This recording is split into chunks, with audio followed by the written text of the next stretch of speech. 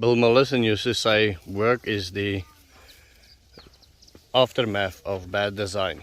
So today we've designed this sheep pen so it can be turned into a vegetable garden, and we'll go from the place looking like this to it looking like this. Okay, wait, this. How cool would it have been if I could have actually done the transition and showed you what it looks like when it's finished? But we'll do some tips and tricks, and I'll show you how to turn this place into a vegetable garden. Marco, up there. Let's just chase them out and I'll show you what the soil currently looks like. Go!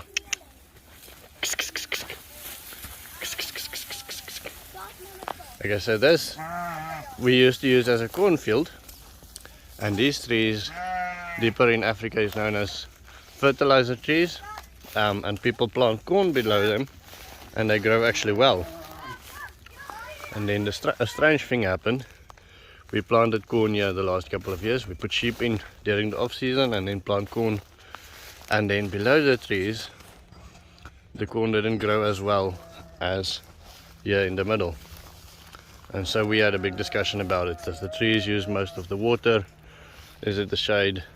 What is it? And so this morning I came to another conclusion. We had sheep in here again, and so this is what the soil looks like below the trees. See the manure there? But this is what the soil looks like in the middle of the veld. It's mulched. The sheep used to eat here, and you have to really dig to get through the manure. And so my conclusion is that it's not necessarily the fertilizer trees that reduce the growth of the corn. It is actually the fact that there's much more manure there than there is there, for instance. And so we'll be spreading it out, and I'll show you how you can turn this into an abundance of food. So the beds, we make it 80 by 60, and the international standard is actually 75 by 35. So 75 is the size of the bed, and then 35 should be the size of the pathway. But because I have bricks that's 20 millimeters in length and I need to go to town, it's easier for me to give them a measurement that works and that's easy to understand. So I tell them to put 4 bricks, put a line, and put lime there or ash, and then put 3 bricks, which is 60. So it's 60 by 80. So the pathway will be 60. So we use the measurements that's common in the area or something that's readily available, and we waste 5 centimeters on the bed, and we put an extra 5, or we put extra 5 centimeters on the bed and extra 5 centimeters on the path. But I think it will still be okay. So Matthias is there busy digging the pathways. Bushman is there busy with the ash, making lines clearer. So normally in the drylands we like to lower the garden beds, but here we've done the opposite. I don't know if you can see the difference. It's almost, I don't know if you can see the difference there. It's almost 10 centimeters lower the pathways than the garden. The garden is there, so there we are doing the same, and I've got a reason for that. It's unconventional in our parts of the world to do that, but we couldn't put these garden beds exactly on contour. The contour is very slight, and so we decided to put it 90 degrees or parallel to that fence instead of trying to put it on contour. And so now the water will run in and it will run off slightly to the side. So what we'll do is we'll fill these pathways with mulch, and every here and there we'll fill it up completely with mulch. So we'll create a cookie cutter effect on how to do it. On this side, Moremi is busy with the installation of the drip irrigation, or me and Moremi. As soon as I put the camera down, that's what me and Moremi is busy doing, and so it's coming along nicely. So it's view from the outside. As you can see, we've got thick bushes here, thorn bushes on the outside, and the reason for that is because we have a lot of theft of sheep and things like that, so we wanted to make it more difficult for people to come in at night and take our sheep. And so then on the outside I planted prickly pears, and 2 weeks ago I explained how unhappy I was with my system, so we upgraded it. So now we have drip irrigation running next to the prickly pears, and then rain basins on each one to catch water when it comes.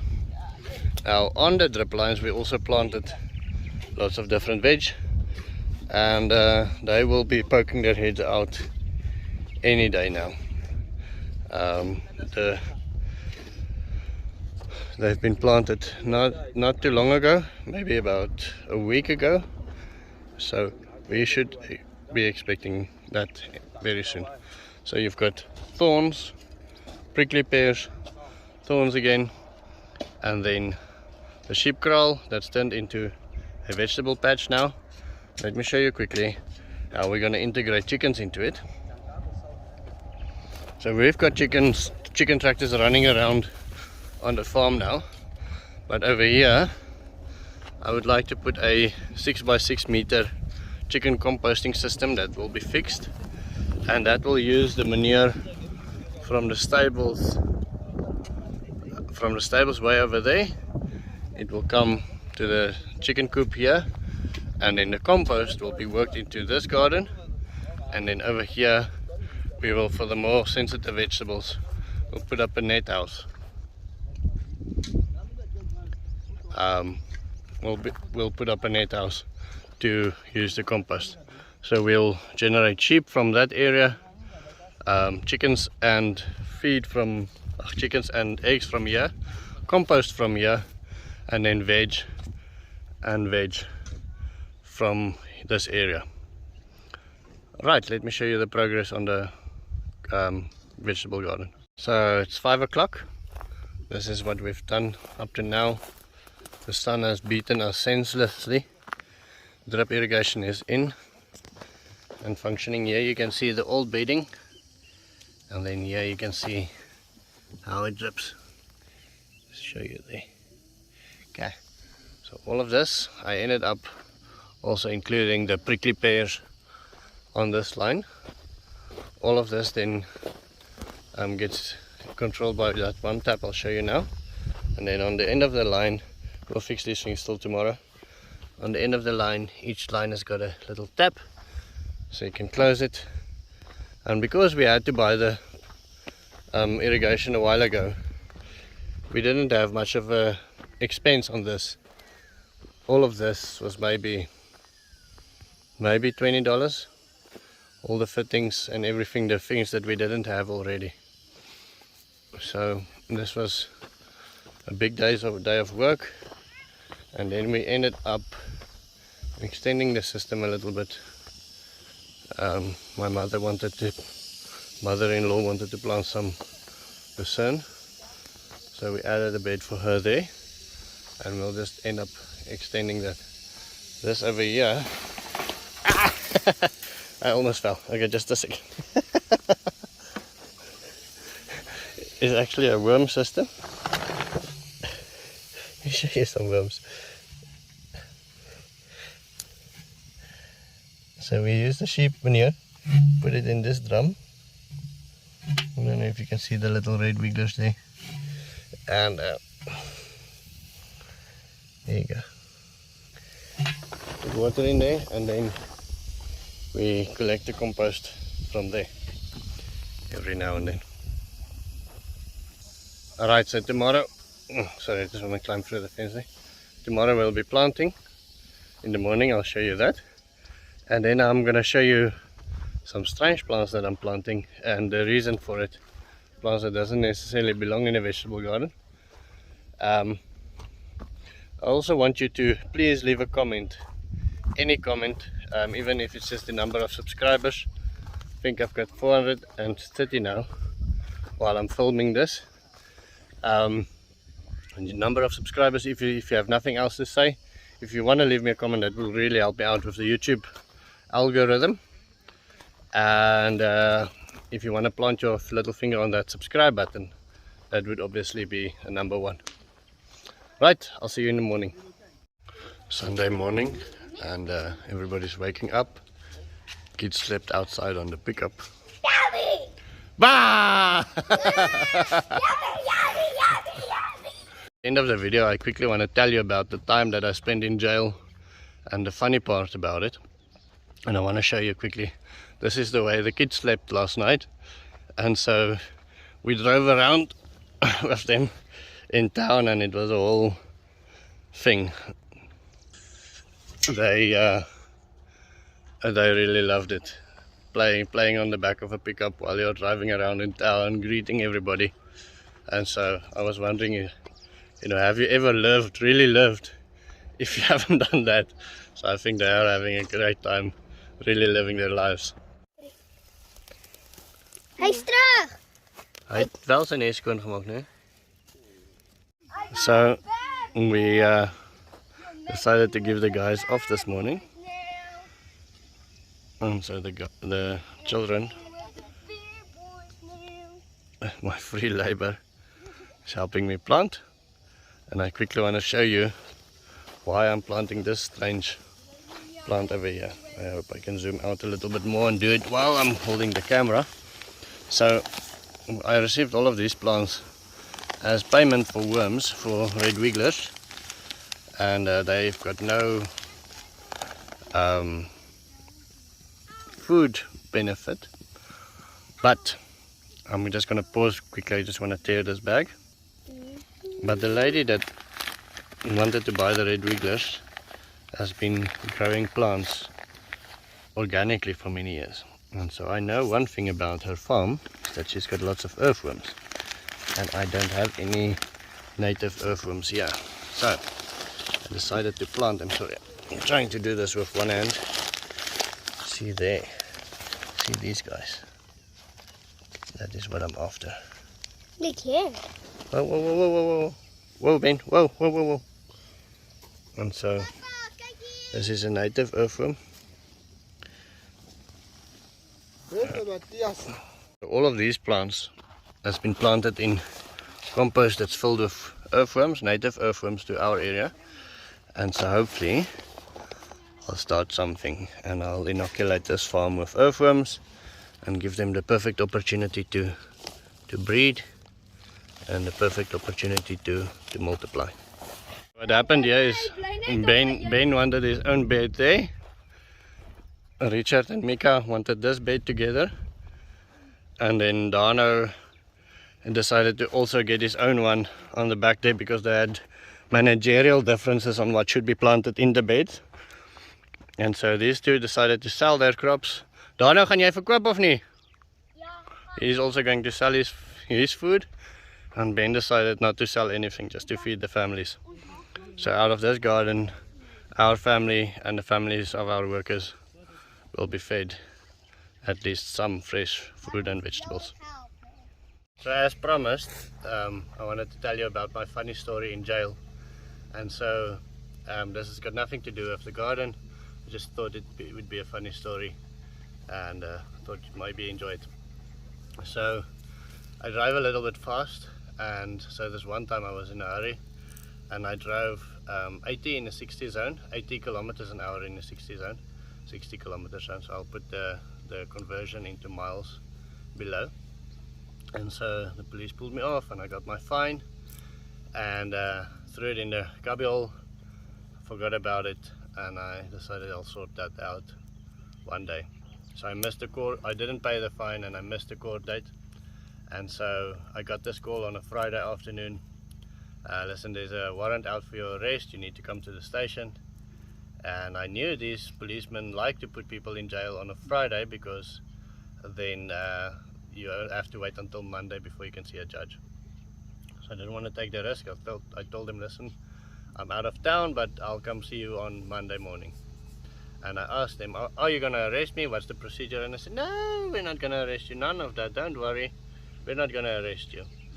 Just come in, you'll pay the fine, and you'll be shop to go. And so I've never been in jail before. I thought, sure, African jail, that doesn't seem like a lot of fun. And so Monday morning, 8 o'clock, I rock up there and handcuffs. And they arrested me, and I was in cuffs for about 2 hours. Then they said, okay, now listen, you need to go put on decent pants because you need to go see the judge. And I remember driving home thinking, should I even go back?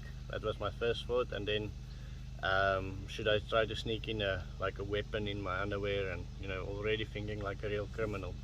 And so I did none of that, and I went back. They arrested me again, took my belt and my laces off my shoes, which is a stupid thing I think to do, and they left me my car keys. And so I remember clutching the car keys in my pocket, and I held them so the key sticks out between my fingers, because I thought, but while they were arresting me, they were speaking to one another and saying, listen, should we put this white boy in jail, in the cells, because it's going to be dangerous for him. And so against their better judgment, they ended up putting me in the jail cell anyway. And I remember them opening the door and the smell hitting me, and it's pitch black inside, there's no light, and this Afrikaans voice, which is the language I speak, Afrikaans, big voice, came back and he said, come here son, come sit next to me. And I thought, oh shit, this is it. And I went there and I sat next to this big white guy, and we were the only white guys in there. And as they closed the cell door, I could start seeing other people, other faces, and my eyes got adjusted to the dark. And the smell that I smelled was human feces. And what they did is, around the back there was a little trolley fence thing, and they snuck some matches in there. People came from outside, gave them tobacco and matches, so they would stick toilet paper against the wall with their feces and then light it every now and then to have some sort of light in the cells. And so this was probably the worst experience. So I got out there all rattled, appeared before the judge, paid fine for my traffic fine, and then I paid the, what do you call it, neglecting of disrespecting the judge, something like that. 2 fines I had to pay, and I was a free man and I could go. So that was about 2 hours of my life sitting in those cells. And the big white guy sitting next to me, he said it's going to be many years before I see the light of day again. And he was in there for they caught him a couple of times smuggling diamonds. In Namibia it's a common thing for people to be jailed for smuggling diamonds, because all of our diamonds belongs to De Beers, the company. If you pick up a diamond on your own land, it belongs to De Beers. But anyway, long story short, I went a free man. 2 months later, I had a meeting with this businessman in town as a real estate agent to talk to him about his properties. And so I went there and I sat in the waiting room, and there was a couple of guys, and so the one greeted me friendly, and I said, I get greeted often, but this time I was, I really didn't recognize the guy. And I said, no, I'm so sorry, man, I don't recognize you. How do we know each other? And he said, no man, of course we know each other, we spent all that time in jail together. So I felt myself sinking into the chair, all of these people in the waiting room looking at me, thinking I was this old jailbird. Meanwhile, back at the ranch, it was just 2 hours in a jail cell, and it felt like forever. So that's the end of the story. Thank you so much for watching my videos, and I really appreciate it. Have a wonderful day.